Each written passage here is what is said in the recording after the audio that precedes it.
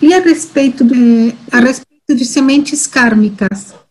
Sementes kármicas, ok. Poderia, por favor, falar um pouco sobre isso e indicar livros sobre o assunto? Obrigada.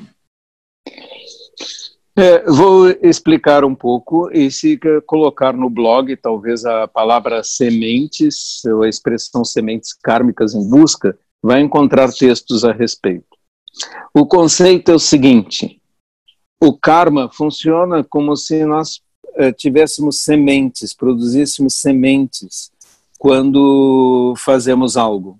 Quando cometemos qualquer ação, boa ou ruim, ela gera uma espécie de semente que aguarda o momento adequado para frutificar.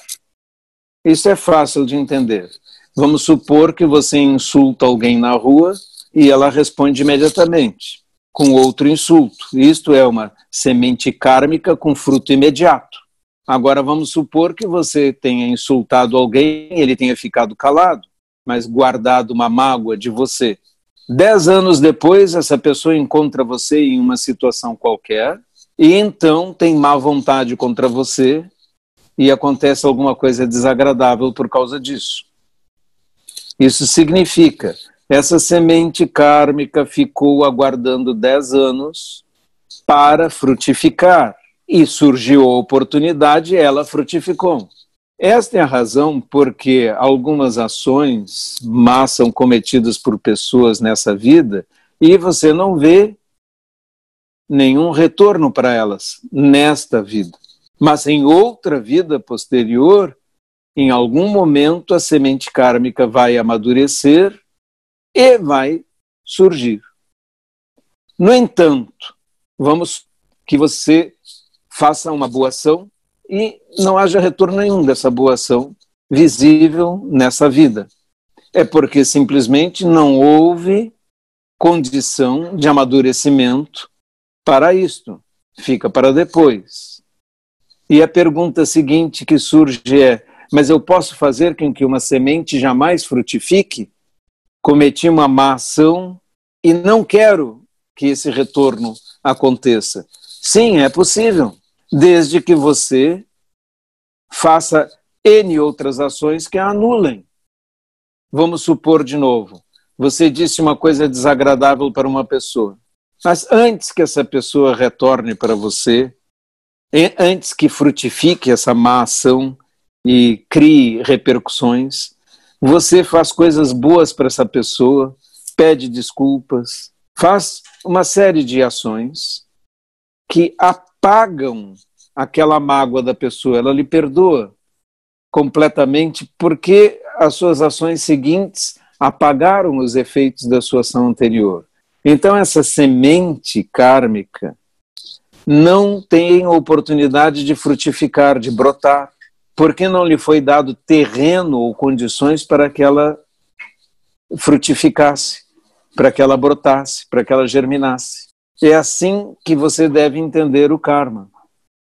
O karma é como plantar sementes, e o amadurecimento depende de condições externas.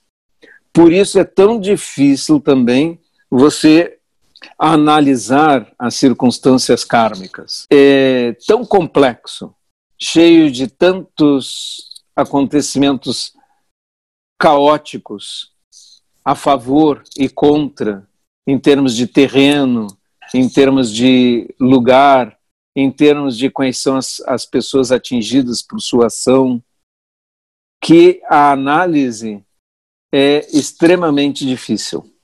O que você pode concluir é apenas: o que me sucede de bom e de ruim tem alguma semente kármica pregressa, mas o karma não é uma média de tudo que você fez, não é uma sopa homogênea, ele é a multiplicidade de sementes que você vai espalhando ao longo da sua vida com as suas ações. E a mesma coisa em relação ao que você fez no passado. Sensei, a crença em um Deus, santos, anjos e espírito de luz que estão fora de nós e que são capazes de nos ajudar por meio de orações é uma ilusão da dualidade das mentes? Sim, não vamos fazer uma negação absoluta a respeito de coisas não verificáveis. Você não tem como verificar esses fatos. Então, não podemos nem aprová-los, nem chancelá-los, nem negá-los. Podemos dizer que se existem seres que não estão nesse plano, que se manifestam aqui, eles estão tão perdidos como nós. Uma coisa, do ponto de vista budista, é clara. Seres que podem nos ajudar e que são bondosos e que estejam fora desse mundo, deuses, divindades, santos, etc., devem ter muito pouco poder, porque se eles pudessem nos ajudar, nos ajudariam sem que nós pedíssemos. Assim como você faz com qualquer pessoa que precise de ajuda. Alguém está à sua frente, tropeça e cai. Você vai até ele, para e pede. Peça por fé, com fé que eu o ajude, que daí então eu o ajudo. Ou você vai lá e ajuda a pessoa a levantar sem que ela peça. Como é que você age? Se Buda pudesse nos ajudar nos nossos problemas, ele nos ajudaria, sem que nós precisássemos pedir, porque ele é um ser compassivo.